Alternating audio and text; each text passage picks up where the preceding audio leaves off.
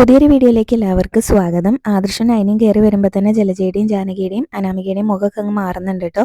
അപ്പം മുത്തശ്ശനാണെങ്കിലും അവരെ നോക്കിയിട്ട് പറയുന്നുണ്ടായിരുന്നു, ആദർശ് വക്കീലിനെ കാണാനൊന്നുമല്ല പോയത്, നയനമോളെ വിളിച്ചു കൊണ്ടുവരാനാണ് എന്ന് പറയും. പിന്നീട് ആദർശൻ നയനി അവിടേക്ക് വരുമ്പോൾ തന്നെ ജലജ ചോദിക്കുന്നുണ്ടായിരുന്നു ആദർശനോട്, അപ്പം നീ എന്താ എല്ലാവരെയും മണ്ടന്മാരാക്കാണോ, നിങ്ങൾ തമ്മിൽ ബന്ധം പിരിയാണ് എന്നൊക്കെ പറഞ്ഞിട്ട് ഇപ്പോൾ ഇവളെ കൂട്ടിക്കൊണ്ടുവരാനാണോ നീ പോയത് എന്ന് ചോദിക്കുന്നുണ്ടായിരുന്നേ.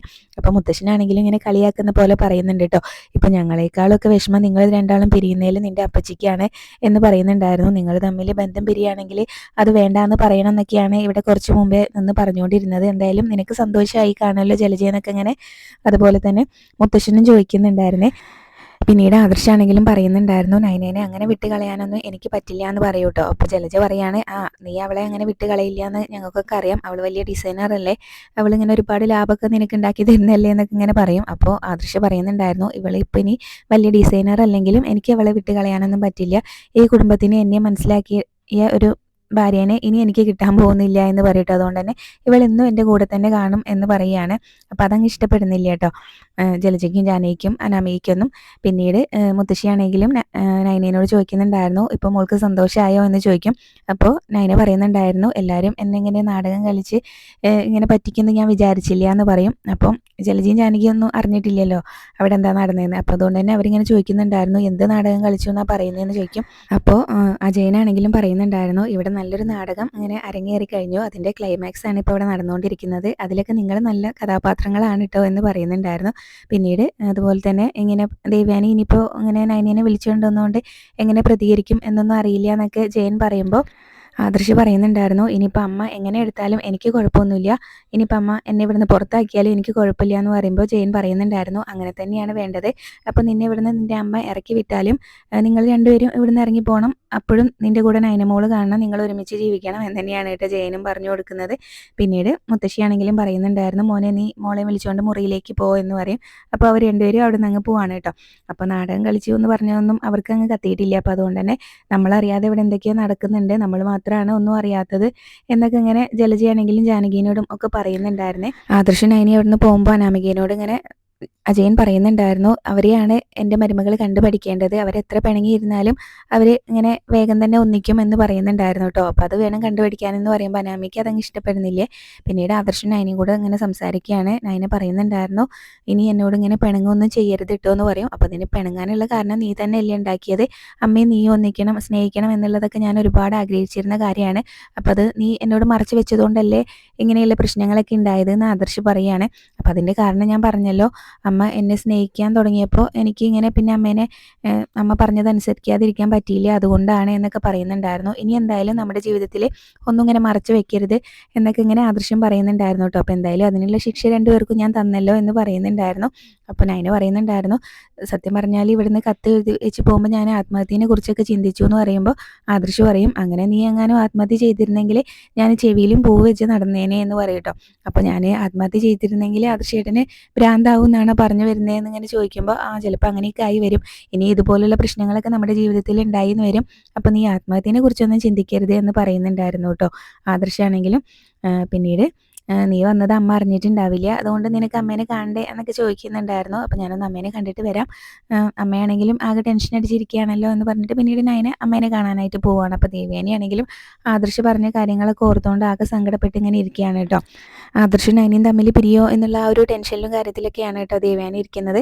അപ്പോൾ നൈന വന്നിട്ട് അമ്മേ ഞാൻ വന്നു എന്ന് പറഞ്ഞ് ഇങ്ങനെ വിളിക്കുമ്പോൾ ദേവയാനിക്ക് ഒരുപാട് സന്തോഷമാവുന്നുണ്ട്. ദേവയാനിയാണെങ്കിലും ഓടി വന്ന് നൈനേനെ കെട്ടിപ്പിടിക്കുന്നുണ്ടായിരുന്നു. ദേവയാനിയാണെങ്കിലും ആദർശൻ നൈനേനെ വിളിച്ചു കൊണ്ടുവരുമെന്ന് വിചാരിച്ചിട്ടുണ്ടായിരുന്നില്ല. അപ്പോൾ അതുകൊണ്ട് തന്നെ അത് ചോദിക്കുന്നുണ്ടായിരുന്നു, ഇങ്ങനെ മോളെ അവനാണോ വിളിച്ചു കൊണ്ടുവന്നതെന്ന് ചോദിക്കും. അതേ, ആദർശേട്ടൻ തന്നെയാണ് എന്നെ വിളിച്ചു കൊണ്ടുവന്നത്. അപ്പോൾ വന്നപ്പോഴൊക്കെ ഭയങ്കര സീരിയസ് ആയിട്ട് തന്നെയാണ് സംസാരിച്ചത്, പിന്നീടാണ് ഇങ്ങനെ ആദർശേട്ടൻ തീരുമാനം മാറ്റിയത് എന്നൊക്കെ പറയും കേട്ടോ. അപ്പോൾ എന്തായാലും പിന്നീട് ദേവയാനിയാണെങ്കിലും നൈനയോട് ചോദിക്കുന്നുണ്ടായിരുന്നു, ഇപ്പോൾ മോളോട് അവൻ എങ്ങനെയാണെന്ന് ചോദിക്കുന്നുണ്ട് കേട്ടോ. അപ്പോൾ പണ്ടത്തേക്കാളും കുറച്ചുകൂടി സ്നേഹം കൂടി എന്നാണ് തോന്നിയതെന്ന് ഇങ്ങനെ നൈന പറയുകയും ചെയ്യും. അപ്പോൾ എന്തായാലും ഇനി ആദർശേട്ടൻ പറയുന്നത് അമ്മ ഇങ്ങനെ മരുമകളെ സ്നേഹിക്കുന്നത് നേരിട്ട് കാണാലോ എന്നൊക്കെ തന്നെയാണ് എന്ന് പറയുന്നുണ്ടായിരുന്നു. പിന്നെ അത് മാത്രമല്ല എല്ലാം ഇങ്ങനെ പ്രശ്നങ്ങളും മാറിയല്ലോ. അപ്പോൾ അതുകൊണ്ട് തന്നെ അതിനെക്കുറിച്ചൊക്കെ അവർ സംസാരിക്കുന്നുണ്ടായിരുന്നു. പിന്നീട് ഒരുമിച്ച് അമ്പലത്തിൽ പോകണം, പുറത്ത് പോകണം, ഒരുമിച്ച് ഹോട്ടലിൽ പോയി ഭക്ഷണം കഴിക്കണം. അങ്ങനെ കല്യാണം കഴിഞ്ഞതിന് ശേഷം ആദർശനും അതിനൊക്കെ പോയിട്ടുണ്ടെങ്കിലും അവരുടെ കൂടെ ദേവയാനി പോയിട്ടുണ്ടായിരുന്നില്ലല്ലോ. അപ്പോൾ 3 പേർക്കും കൂടെ ഒരുമിച്ച് പോകണം, അങ്ങനത്തെ ആഗ്രഹങ്ങളൊക്കെ ഉണ്ട് എന്ന് നയന പറയുന്നുണ്ടായിരുന്നു. അപ്പോൾ ദേവയാനിയും പറയൂ കേട്ടോ, എനിക്കും അതുപോലത്തെ ആഗ്രഹങ്ങളൊക്കെ ഉണ്ട്, എല്ലാം നടക്കും എന്ന് പറയാണ്. അതിന് മുന്നേ ഒന്ന് അമ്പലത്തിൽ പോകണം, ഞാൻ ഇതുപോലെ ടെൻഷൻ അടിച്ച ഇങ്ങനെ ദിവസങ്ങൾ ഉണ്ടായിട്ടില്ല, അതുകൊണ്ട് തന്നെ എനിക്കിങ്ങനെ അമ്പലത്തിൽ പോയിട്ട് നന്നായിട്ടൊന്ന് പ്രാർത്ഥിക്കണം എന്നൊക്കെ പറയുന്നുണ്ടായിരുന്നു കേട്ടോ. പിന്നീട് അവരതിനെക്കുറിച്ചൊക്കെ സംസാരിച്ചിട്ട് ഇങ്ങനെ നയന പറയുന്നുണ്ടായിരുന്നു, ഇവിടെ ഇങ്ങനെ ഞാനും ആദർശേട്ടനും തമ്മിൽ ഇങ്ങനെ പിരിയണം എന്ന് ആഗ്രഹിക്കുന്ന പലരും ഉണ്ടല്ലോ, അവരൊന്നും സത്യം അറിഞ്ഞിട്ടില്ല കേട്ടോ എന്ന് പറയും. അതങ്ങനെ തന്നെ ഇരുന്നോട്ടെ, എന്നാലേ നമുക്ക് അവരെന്തെങ്കിലും കുത്തിത്തിരിപ്പ് ഉണ്ടാക്കുമ്പോൾ അറിയാൻ പറ്റുള്ളൂ എന്ന് പറയാണ്. അവരാരും അറിയണ്ടെന്നും കൂടെ പറയുന്നുണ്ട് കേട്ടോ. പിന്നീട് നയനിയാണെങ്കിലും ഇങ്ങനെ ദേവയാനിയോട് ചോദിക്കുന്നുണ്ടായിരുന്നു, അമ്മയ്ക്ക് എന്താ മകനെ കാണണ്ടേ എന്ന് ചോദിക്കും കേട്ടോ. അപ്പോൾ എനിക്കെന്തോ ഒരു മടി പോലെ എന്ന് പറയും. അപ്പോൾ അങ്ങനെ അമ്മയില്ലേ എന്നെ വിളിച്ചുകൊണ്ട് വരാനൊക്കെ ദേഷ്യപ്പെട്ട് ആദർശേട്ടനോട് പറഞ്ഞതെന്ന് പറയുമ്പോൾ ഞാൻ ആ സമയത്ത് അങ്ങനെ പറഞ്ഞെങ്കിലും ഇപ്പോൾ എനിക്ക് അവൻ്റെ മുന്നിലേക്ക് ചെല്ലാൻ ഒരു ചെറിയൊരു നാണൊക്കെ ഉണ്ടെന്ന് ഇങ്ങനെ പറയുകയാണ്. അപ്പോൾ എന്തായാലും പിന്നീട് ഇങ്ങനെ ദേവയാനിയാണെങ്കിലും ഇങ്ങനെ പറയുന്നുണ്ടായിരുന്നു, നമ്മളിങ്ങനെ ആദർശിനോട് നേരത്തെ തന്നെ കാര്യങ്ങൾ പറയേണ്ടതായിരുന്നു അല്ലേ എന്ന് പറയും. അപ്പം നയന പറയുന്നുണ്ടായിരുന്നു, അതെ, അത് പറയാത്തതിൻ്റെ ഒരു ബുദ്ധിമുട്ട് എൻ്റെ മനസ്സിലുണ്ടായിരുന്നു, പക്ഷേ അമ്മ അങ്ങനെ പറയേണ്ടെന്ന് പറഞ്ഞുകൊണ്ട് മാത്രമാണ് ഞാൻ പറയാതിരുന്നത്. അപ്പോൾ അതാണ് എന്നെ ആദർശേട്ടനെയും തമ്മിൽ അകറ്റിയതും എന്ന് പറഞ്ഞിട്ട് പിന്നീട് നയന അവിടെ നിന്ന് അങ്ങ് പോവാണ്. പിന്നീട് അനാമികയും ജലജയും കൂടെ സംസാരിക്കുകയാണ്. അപ്പോൾ അനാമിക ചോദിക്കുന്നുണ്ടായിരുന്നു, അപ്പച്ചി എന്തിനാ അവരോട് അങ്ങനെയൊക്കെ മുത്തശ്ശനോട് അവർ തമ്മിൽ പിരിയരുത് എന്നൊക്കെ പറയാൻ പോയത് എന്ന് ചോദിക്കും. അപ്പോൾ അവരിങ്ങനെ ബന്ധം പിരിയുമെന്ന് വിചാരിച്ചു തന്നെയല്ലേ ഞാൻ അങ്ങനെ പറഞ്ഞത്, അല്ലെങ്കിലും ഇനിയിപ്പോൾ ഞാൻ അങ്ങനെ പറഞ്ഞിട്ടില്ലെങ്കിലും ഇതിങ്ങനെയൊക്കെ തന്നെ വരുള്ളൂ എന്ന് പറയുന്നുണ്ടായിരുന്നു. എന്തായാലും ഇനിയിപ്പോൾ എൻ്റെ പൈസ കുറച്ച് ലാഭമായി എന്ന് പറയട്ടോ. അപ്പോൾ അതെങ്ങനെയെന്ന് ചോദിക്കുന്നുണ്ടായിരുന്നു. അല്ല, അവർ തമ്മിൽ പിരിയാണെങ്കിൽ ഞാൻ അമ്പലത്തിലേക്ക് ഒരുപാട് നേർച്ചകൾ നേർന്നിട്ടുണ്ടായിരുന്നു, ഇനിയിപ്പോൾ അതൊന്നും ചെയ്യണ്ടല്ലോ എന്ന് പറയാണ്. അപ്പം അനാമികയ്ക്കാണെങ്കിലും ദേഷ്യം വരുന്നുണ്ട്. അപ്പം അനാമിക പറയുന്നുണ്ടായിരുന്നു, അവളിങ്ങനെ കയറി വരുന്ന കണ്ടപ്പോൾ തന്നെ എൻ്റെ നല്ല ജീവൻ അങ്ങ് പോയി, ഇനിയിപ്പോൾ ഞാൻ എൻ്റെ അച്ഛനോടും അമ്മേനോടൊക്കെ എന്ത് പറയും, അവരും ഇങ്ങനെ ഇനി അവൾ വരില്ല എന്നോർത്ത് ഭയങ്കര സന്തോഷത്തിലിരിക്കുകയാണല്ലോ എന്നിങ്ങനെ പറയുന്നുണ്ടായിരുന്നു കേട്ടോ. അപ്പോൾ എന്തൊക്കെയോ നടക്കുന്നുണ്ട് ഇപ്പോൾ. അതുപോലെ തന്നെ പിന്നീട് ദേവയാനിയുടെ കാലുമാറ്റത്തിനെ കുറിച്ചൊക്കെ പറയുന്നുണ്ടായിരുന്നു കേട്ടോ. അപ്പോൾ അതിനെക്കുറിച്ചൊന്നും പറയാത്താണ് നല്ലതെന്ന് ജലജ പറയും. അവൾ പിണങ്ങി പോകുമ്പോഴൊക്കെ ഏട്ടത്തി തന്നെയാണല്ലോ അവളെ വിളിച്ചുകൊണ്ട് വരുന്നതെന്ന് പറയുന്നുണ്ടായിരുന്നു. പിന്നീട് അതിനുശേഷം അഭിയാണെങ്കിലും അങ്ങനെ ആദർശിനോട് വന്ന് സംസാരിക്കുകയാണ് കേട്ടോ, ഏട്ടത്തിയും ഏട്ടനും തമ്മിൽ എന്താ പ്രശ്നം എന്നൊക്കെ ചോദിച്ചിട്ട്. അപ്പോൾ നയന തിരിച്ചു വന്നത് അഭി അറിഞ്ഞിട്ടില്ല. അപ്പോൾ ആദർശ് ഓർക്കുന്നുണ്ട്, ഇവനതൊന്നും അറിഞ്ഞിട്ടില്ല എന്ന് തോന്നുന്നുണ്ട് എന്ന് പറയട്ടോ. അപ്പം അബീനോട് അങ്ങനെ തന്നെയാണ് കേട്ടോ സംസാരിക്കുന്നത്. നയന തിരിച്ചു വന്നൊന്നും പറയുന്നില്ല.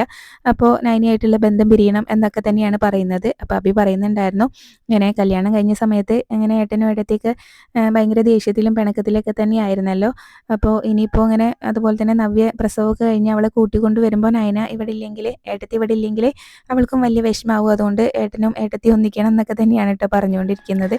ആ സമയത്ത് ആദർശ് ചോദിക്കുന്നുണ്ടായിരുന്നു, അപ്പം നയനയും ഞാനും തമ്മിൽ പിരിയരുത് എന്നാണോ നീ പറഞ്ഞു വരുന്നത് എന്ന് ചോദിക്കും. അപ്പോൾ അതേന്ന് അബി പറയുമ്പോൾ, എന്നാൽ പിന്നെ ഞാൻ അതിനൊരു പരിഹാരം കണ്ടിട്ടുണ്ട് എന്ന് പറയും കേട്ടോ. അപ്പോൾ നീ ഇങ്ങോട്ടൊന്ന് നോക്കുമെന്ന് പറയുമ്പോൾ നയന അവിടെ വാതിലിൻ്റെ അവിടെ വന്ന് നിൽക്കുന്നുണ്ട് കേട്ടോ. അപ്പോൾ നയനീനെ കാണുമ്പോൾ അബിയുടെ മുഖം പെട്ടെന്ന് അങ്ങ് മാറുന്നുണ്ട്. എന്നിട്ട് അതെന്നെ മുഖം മാറ്റിയിട്ട് പിന്നെ പെട്ടെന്ന് ചോദിക്കുന്നുണ്ട് കേട്ടോ, ഏട്ടത്തി വന്നായിരുന്നോ എന്ന് ചോദിക്കും. അപ്പോൾ ഞാൻ കുറച്ച് മുമ്പേ വന്നോളൂ എന്ന് പറയും. അപ്പോൾ നവ്യ എന്നോടൊന്നും പറഞ്ഞില്ല ഏട്ടത്തി ഇങ്ങോട്ട് വന്നതെന്ന് പറയുമ്പോൾ, നീ നവ്യനെ വിളിച്ചിരുന്നോ എന്ന് ആദർശ് ചോദിക്കുമ്പോൾ ഞാനിന്ന് വിളിച്ചിട്ടില്ല എന്ന് പറയും. അതുകൊണ്ടാണ് പറയാതിരുന്നത്, പിന്നെ നീ ഇവിടെ വരുമ്പോൾ ഞാൻ എന്നെ കാണുമല്ലോ, അതുകൊണ്ടായിരിക്കും പറയാതിരുന്നതെന്ന് പറയാണ്. അപ്പോൾ എന്തായാലും ഏട്ടത്തി വന്നല്ലോ, എനിക്ക് സന്തോഷമായി എന്നൊക്കെ പറഞ്ഞിട്ട് അബി അവിടെ നിന്ന് അങ്ങ് ഇറങ്ങി പോവാണ് കേട്ടോ. എന്നിട്ട് പിന്നീട് അബി മനസ്സിൽ പിറുപിറുക്കുന്നുണ്ടായിരുന്നു. അപ്പോൾ അവരുടെ ജീവിതം ഇങ്ങനെ ഇതായി തല്ലി പിരിഞ്ഞ് പോയി എന്നാണ് വിചാരിച്ചത്, അതിൻ്റെ ഒരു സന്തോഷത്തിലായിരുന്നു. ഇപ്പം എല്ലാം കൊളായി എന്ന് പറഞ്ഞിട്ട് അവിടെ നിന്ന് അങ്ങ് ദേഷ്യത്തിൽ അങ്ങ് പോവുകയും ചെയ്യാണ്. അപ്പോൾ ആദർശാണെങ്കിലും അഭി പോകുന്ന സമയത്ത് നയനിനോട് ചോദിക്കുന്നുണ്ടായിരുന്നു, നിന്നെ ഞാൻ വീണ്ടും ഇങ്ങോട്ട് കൂട്ടിക്കൊണ്ടുവന്നത് അവന് ഇഷ്ടപ്പെട്ടില്ല എന്നാണ് തോന്നിയെന്ന് ഇങ്ങനെ പറയും. അപ്പോൾ അങ്ങനെ എനിക്ക് തോന്നിയില്ല, അവൻ്റെ മുഖത്ത് ചെറിയൊരു നിരാശയുള്ള പോലെ തോന്നി എന്ന് പറയും കേട്ടോ. അപ്പോൾ എന്തായാലും അവൻ്റെ മാറ്റമൊന്നും അത്രയ്ക്ക് അങ്ങ് വിശ്വസിക്കേണ്ടെന്ന് ആദർശ് പറയുന്നുണ്ടായിരുന്നു. അങ്ങനെ പറയാൻ പറ്റില്ല, ഇപ്പോൾ അവൻ ഇങ്ങനെ നവ്യേച്ചീനെ നന്നായിട്ട് സ്നേഹിക്കുന്നുണ്ടല്ലോ എന്നൊക്കെ ഇങ്ങനെ നയന പറയുമ്പോഴും അതൊന്നും അത്ര അങ്ങ് വിശ്വസിക്കേണ്ട, അവൻ്റെ അമ്മേനെയും അവനെയൊന്നും വിശ്വസിക്കാൻ പറ്റില്ല എന്നാണ് കേട്ടോ ആദർശ് പറയുന്നത്. അപ്പോൾ നയനയാണെങ്കിലും ആദർശിനോട് പറയുന്നുണ്ടായിരുന്നു, അത് ശരിയാണ്, നമ്മൾ തമ്മിൽ പിരിയണമെന്ന് ആഗ്രഹിക്കുന്നവരാണല്ലോ അവരൊക്കെ എന്ന് പറയും. പിന്നീട് നയന ഇങ്ങനെ ആദർശിനെ അങ്ങ് കെട്ടിപ്പിടിക്കുകയാണ് കേട്ടോ. അപ്പോൾ എന്താ ഇതെന്ന് ഇങ്ങനെ ആദർശ് ചോദിക്കുമ്പോൾ, ഞാൻ എൻ്റെ ഭർത്താവിനെ കുറച്ച് സമയം ഒന്ന് കെട്ടിപ്പിടിച്ച് സ്നേഹിച്ചോട്ടെ എന്നിങ്ങനെ പറയും. അവിടെയാണ് കേട്ടോ ഇന്നത്തെ എപ്പിസോഡ് അവസാനിച്ചിട്ടുള്ളത്.